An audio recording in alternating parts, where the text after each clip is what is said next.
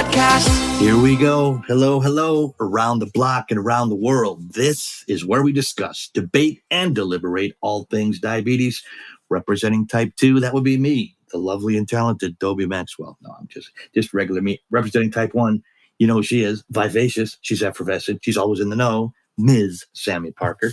Sami, this episode is brought to you by who? The Diabetes app. And what do they do by chance? It's a free social media app where you can find Dobie and I on the Diabetes app community resources for those living with type 1 and type 2 diabetes. Correctamundo. Thank you. Sami, all of our episodes are fun, fantastic. Today, we have an extra special, upscale, fantastic human being who is our special guest. I've dealt with her personally. She did our episode before we even were a podcast officially. So now we're going to unleash her on our listeners in a very positive way. She's a part of the La Familia. We got Miss Donna here. Donna, hello. Hi.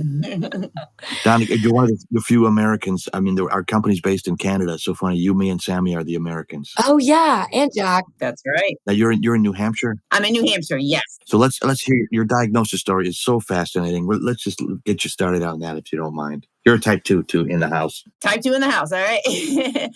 So it goes way back from the beginning, but here's gist of it. About a year prior to diagnosis. So I was diagnosed April 4th, 2018. In 2017, I started noticing symptoms. I noticed my left eye started getting blurry, and then I lost sight. And then I had some issues with numbing and tingling in the feet. I had excessive thirst. It was ridiculous, the thirst, and incontinence. Now, around this time frame, I was moving. I was moving from a 4-bedroom colonial into a condo. We were downsizing. Mm-hmm. And it had been a good 10 weeks of stress and 10 weeks of moving. And it was extremely hot that summer. So I attributed all of these symptoms to, moving, hot, thirsty. It's because I'm moving. Oh, I'm on my feet all day. Yeah, I'm a little overweight here, but I'm on my feet. Maybe I need better shoes. Oh, my eyesight's going well. Then I went to the doctor. Oh, everything's fine. You just need a new prescription. Oh, okay. Got new glasses. Incontinence. Well, I'm like, I am postmenopausal and maybe it's time for Depends. And, it's one of those things. And that was kind of like in my thought process. Deep down, I was in denial.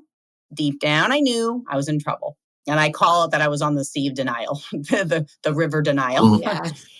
Yeah. So interestingly enough, after about a month or two, everything disappeared, all the symptoms. So I was like, I was right. See, I was right. I'm all right. It's okay. So that was that. Went along my day. We moved. We're in the condo. We're all calm. Everything's fine. And on the daily life. And then Easter Sunday, and I'll get back to that, but I binged quite well that day.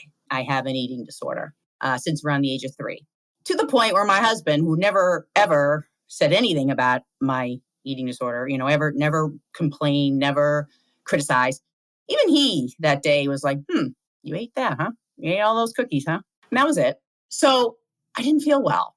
Next morning, I woke up and felt sick. Noticed a little bit of blood in the urine. And I was like, geez, I wonder if I'm getting in like a urinary tract infection or something. I just didn't feel well, but had to go to work. So I went to work.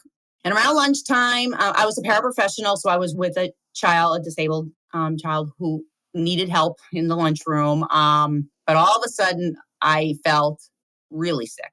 And I had to excuse myself. And I needed to have a paraprofessional go and help her so I could run to the bathroom. Mm-hmm. Run to the bathroom. Come to find out, I'm bleeding from the rectum. Okay. I got to stop you there for a second. That sentence alone will get everybody's attention. Blood in the urine, that's okay, maybe a little concern. Bleeding from the rectum, call the doctor. Yeah. Now the red flags are up. Now my red flags are up, and yes, I was frightened to say the least. I'm frightened hearing it. I was like, uh-oh. But here's the thing. I thought to myself, okay, I got frightened, then I was like, okay, maybe what's happening is I had a urinary tract infection. It spread to the bladder, and now it's just spreading. I'm going to be okay, but I better go to the doctor. So I left, and I went to the nearest convenient MD. because I didn't have a regular doctor at the time. So she said, okay. She thought the same thing. So she did blood work and she says, let's test your urine to see if there was, in fact, an infection. Check for bacteria. And I started going, here we go. So she comes back after a few minutes and has this look on her face. And she says, you're dumping sugar into your urine right now. And I went, I said another word, but I went, here we go. Shiz. Frick. I knew shiz. Frick. Yeah. That's my go-to if you couldn't Now, tell. Sami, we tone it down for the listeners, but everybody says it. Yeah. Shiz. You're dumping sugar in your urine. Let's test your blood sugar. So she tested my blood sugar and it was 510. The plot thickens, as does your blood. As does my blood. And she says, you are in the midst, you're getting ready to have a diabetic coma now. Call your husband. He's got to take you to the ER. So wait. So you're facing bleeding from the rectum and diabetic coma in the same day. Correct. This is not a happy day, Donna. Continue, please. I did not have a happy day.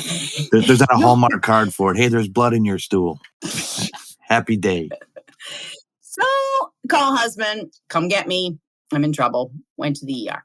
So I just have to say this. While I'm waiting for my husband to come and get me, and this is where we start having the issues with people not taking diabetes seriously, doctors, and some that do and some that don't. This woman comes in. I have diabetes too. All you really have to do is take a pill. Don't eat corn. Don't eat peas. You'll be fine. She's saying this as I'm bleeding profusely. And I'm like, you don't even know what you're talking about right now. And I just couldn't even listen to it. I'm like, really? Oh my God, those people are so annoying. I'm like, you're annoying. And I'm like bawling and I'm thinking to myself, if you don't get out of my face right now, I don't know. I'm going to hit you.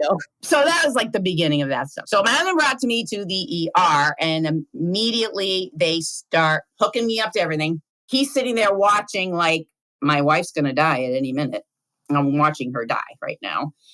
Plugging me in and he says, okay, this is the test. So they start pumping my body with fluid, water, basically, and electrolytes and stuff like that. And they said, if your blood sugar goes down, that means your pancreas is still producing insulin and it's still in working order. Yeah. If your blood sugar stays the same or goes up, your pancreas has died and you're type 1. So it did go down. So it went down immediately from 510 to in the 200s. So I was lucky. So he says, okay, pancreas is still producing insulin. Kidneys are good. Hearts are good. You're good. Everything's fine. Okay, here's metformin. Go see your doctor. Good luck. Yep, blew you off. The next day, I went to see my doctor. And he was looking it over and he goes, yep, you have type 2 diabetes. And again, I went, no shiz. Really? Okay. He checked my feet. You know, I did end up having diabetic neuropathy in my feet. I did have some, but he says, you know, it's not severe. I think we caught it. So put me on metformin, made an appointment with a nutritionist. And I'm still very upset, of course. But he said the words that I didn't think I'd ever hear. And he said, Donna, the goal is to get you off the meds, get your weight off, and we're going to reverse this. We're going to do this. That's definitely what you want to hear. That's what you want to hear. Yeah. Right? Most doctors will not say that. I thought I was going to be on 7 different medications for the rest of my life. And this doctor is telling me, no, there's hope. We're going to get you off the meds. We're going to get this weight off and you're going to reverse it. Now to get the listeners in on the party here, how much weight did you have to lose at that time? So my highest recorded weight was back in 2000, and that's 339 pounds. At the time of diagnosis, I had gotten my weight back down to 254. I am now at 147. So my total weight loss was 192. Wow. You're a miracle child. And how tall are you? I'm 5'9". That's crazy. So 154 to 147. Yeah. And that happened in 11 months. The Diabetes app is an online community platform that was created to help people living with diabetes find support and information in one spot. And on the Diabetes app, you can join groups and connect with other people all over the world who are also living with diabetes. I mean, for me, whenever I have a bad day, I find myself scrolling through the mental wellness group. just to reassure myself that I'm not alone. The Diabetes app has a resource section where you can find articles, recipes, tips, and tricks for managing your diabetes. Download the Diabetes app today and connect with us right on the app. So after losing like that much weight total, how did you feel? And also, like, what was your motivation during it? Obviously, I know it was because he told you, but like, what kept you going on the days that you were like, I can't do it anymore? I never had that. So real fast, I'll just tell you. And so the nutritionist that I was with was talking to me all about carbs. Again, I thought diabetes was all about the sugar intake, and it is not. It is about carbs. So in order for me to figure out what was affecting my body this way, I had to test regularly 2 hours after meals. And I found out that grain-based carbohydrates were toxic to my body. So I removed those totally out of my body. I have not had any grain for over 4 years. Wow. And processed sugar, gone. Okay. So that was helped me to get the weight off. It literally melted. Yeah. The day that I came home from my doctor, when he said, we're going to reverse this, I went home and I looked at my kids, and my daughter was 18. So my son was 16, and I'm looking at him and I'm like, I'm still young. I got 2 kids. I just don't want to die. Yeah. I have type 1 and type 2 in my family. My maternal grandfather lost his legs. My maternal aunt died at 9 from osteomyelitis, so blood infection, because that was in the 20s. They didn't get insulin at that point. So fear. I don't want to die. I don't want to lose my legs. I already have an issue in my eye. I don't want to go blind. I kept thinking of my grandfather. I'm looking at my kids, and that's what motivated me. So it was fear and the will to not die for my children. Yeah. So when I realized the grain was the issue, I did anything I could to get rid of this.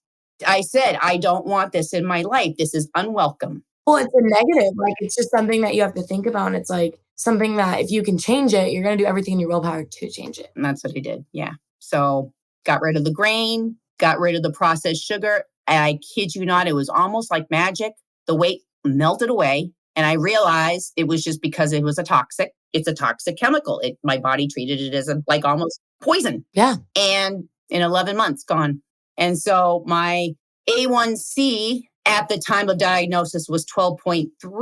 I meant to tell you that. That's the highest I've ever heard, Donna. No offense. I think you got the record. Yeah. In 11 months, it was 5.4. So, wow. Atta girl. Hey. So, I'm sure people do realize this, but just if you want to just say around 5.7 and lower is considered non-diabetic.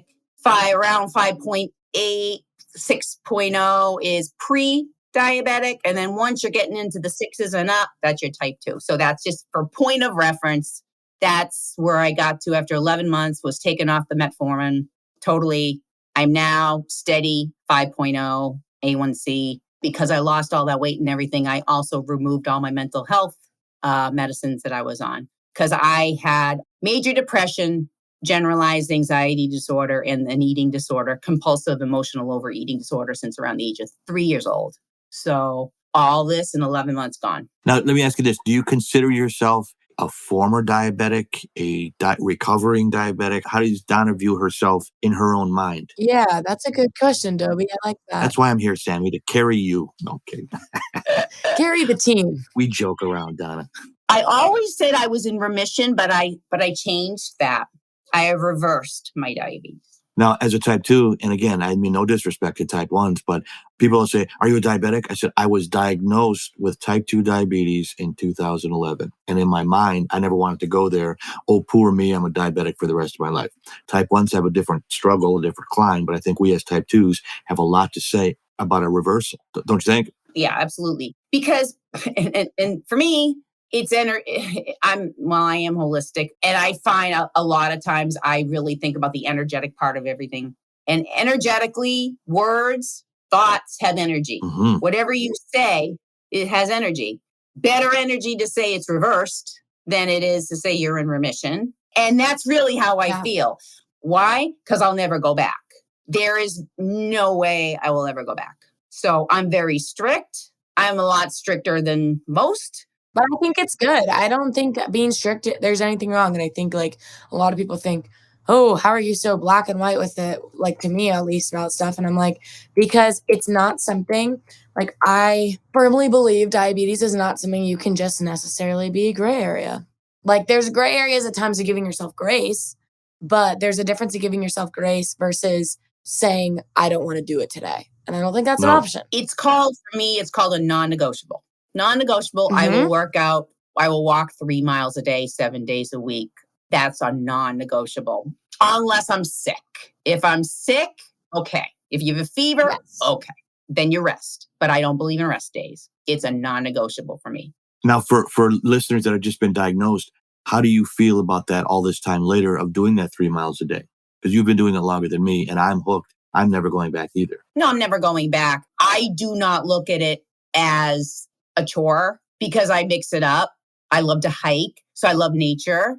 So I make sure that I take it all in. If I walk outside, I never wear headphones because I want to hear everything. I want to take in the birds, take in the smells, take in the sounds. I want everything. Literally, it makes a difference. Oncoming vehicles, you want to hear them too. I want to hear oncoming vehicles. I don't want to get hit. Right. It's not a chore. It's a joy. So I will, like I said, I will never stop. Not till if I'm 99 years old with a walker, I will still walk. Yeah. Sammy, do you find exercise to be a joy as well? I literally love exercise. I could do it all day. That's probably dysfunctional, but No, I it's could. not. I said the same thing coming at it from for new listeners' point of view that have just been diagnosed. It's frightening, as Donna said, fear, scary. Oh my gosh. I mean, my life was lazy. I talk about it all the time. The heaviest thing I lifted was a 42-ounce Pepsi or a microphone on stage, and I would drive it. So now I find the same way. So here you have 3 people from different walks of life that are addicted in a positive way to exercise. So if you're listening and there's something, oh my, I can never get in that mindset, give yourself a chance. Your body is a miraculous machine. And when you start feeling the benefits, I don't know if it's the endorphins in your head, whatever it is, I'm hooked for life too. I'm just glad to hear us all say that to encourage listeners that are intimidated and overwhelmed, because I know they're out there because I was one. So remember too, not only does walking or whatever, not only is it great for your body, it's easy on your body. Totally. Your mental state is on another level. The serotonin levels, you feel so much better emotionally, mentally. Now, Donna, is your depression back? Mine is gone. Oh, it's gone. Now, do I have anxiety moments? Absolutely. Of course. But walking clears it out. Bam. You know what I get? PTSD. When I become insulin resistant, I had PTSD before I went plant-based, when I couldn't lose any weight or I couldn't get my blood sugars down. I get PTSD. I'm like, oh my God, my blood sugars have been high. Oh my God, it's happening again. And I can't help it. But when I walk and I leave, I'm like, okay, it clears my mind. It's a miraculous thing what walking can do. And what I tell people is, I don't want people to think either, oh, you're telling me right now I start walking 3 to 4 miles a day every single day. No, I'm not. That's just me. Yeah. What I'm asking is 5 minutes a day. Yes, exactly. Start at 5 minutes. Build up. It's not a marathon. Walk up and down your stairs. Parking lot at the grocery store, or, just park and walk across the parking lot, even eat little stuff like that. And you don't think about it. Then you come out with bags full of groceries. Oh my God, I got to walk. But it gets you in the habit of doing that. Pretty soon you find yourself doing more and more and more on purpose. When it rains, I don't know how it is for you guys. I take laps in the big grocery stores. So when I can't walk outside, I take it, if I don't have a gym membership and I live out in the sticks, but I go in and people are, what? Oh, it's the walker guy. Oh, it's the diabetes guys here. And they get to know you, wave, hey, how you doing? How many laps? How many steps you get in today? If you tell people you're doing it, you put the vibe out in the universe and the people will come back at you in a favorable and a positive way. Yeah, I actually have done that during COVID when if it was raining outside and I couldn't go on a walk, I would go up and down the stairs. Very good. Yeah. And it worked. And I do walking DVDs. Yeah. For my indoor walks. So yeah, there's all different types. I saw you do the DVD one time. That's right. I loved it. Well, Donna, it has been such a pleasure having you on and hearing your story. And you're a very inspiring lady. And I know that we are all so grateful to have you a part of our lives and to come on the podcast and share your story with us. I can't speak for Elizabeth, our queen of the pod squad, and you, Sammy. We got to have Donna on more often as a regular guest because we haven't even scratched the surface of her story. And I just want to say, I worked with her with reiki healing, and that helped to change my life too. We didn't get into that today in this episode, but I hope we will in the future. Just wanted to say that. I'm sorry. Please continue, Sammy. Thank you. I'd love to talk about Reiki, yes. I wanted to get it in, Donna, because it was so beneficial to me, and I can just tell that you're great at what you do. So I'm sorry, Sam. Go ahead. Question of the pod. And that's who should we meet with next for our podcast? And that's just so our listeners can answer that question. And you can find Donna. Donna, where can you find you on Instagram? Instagram is Donna E. Cross. Donna E. Cross. Get your Reiki healing now, everybody. And you can find her there, and you can find us on Instagram, Twitter, and TikTok at JustMyTypePod _ Facebook at JustMyTypePod, and our hashtag JustMyTypePod. But again, question of the pod, who should we have on the pod next? So we want to hear everybody's thoughts. I don't know who's next, but Donna absolutely will be back. So thank you for listening. Thanks to Queen Elizabeth, our pod squad guru who keeps everything easy for us to deal with. Thanks for Zach, our intern, who does it as well. Thanks to you for listening. We're well on our way to 1 million listeners. And Sammy, we're going to put the sugar-free cherry on the Healthy Sunday one last time. C'est la vie, baby. This is the Just My Type podcast.